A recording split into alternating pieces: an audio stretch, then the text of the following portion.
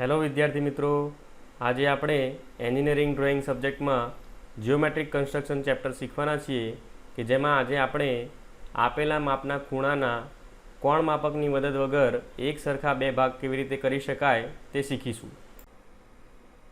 હવે આપણે ડેટા વાંચીશું।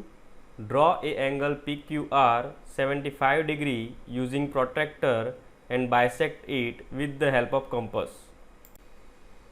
આપણે ખૂણો PQR 75 ડિગ્રી કોણ માપકની મદદથી દોરવાનો છે અને તેના એક સરખા બે ભાગ પરિકરની મદદથી કરવાના છે।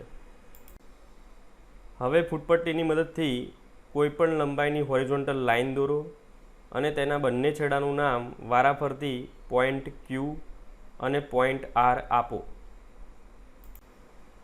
હવે કોણ માપકની મદદથી પોઈન્ટ Qમાંથી 75 ડિગ્રીના ખૂણે કોઈપણ લંબાઈની લાઈન દોરો અને તેના છેડાનું નામ પોઈન્ટ P આપો।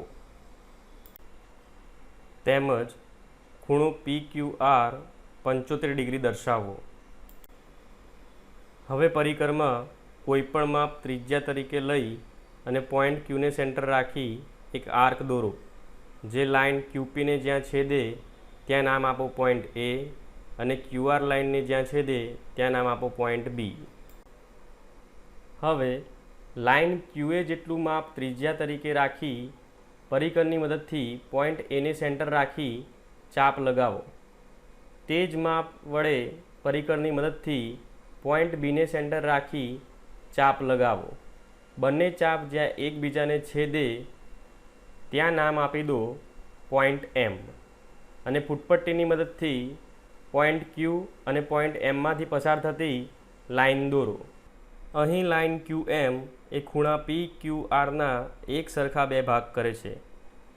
તે ચેક કરવા માટે કોણ માપકની મદદથી ખૂણો MQR ચેક કરો કે જે 37.5 ડિગ્રી આવશે કે જે આપેલા ખૂણાના માપ 75 ડિગ્રી કરતાં અડધું માપ છે। મને આશા છે કે તમને ખબર પડી ગઈ હશે। Thank you.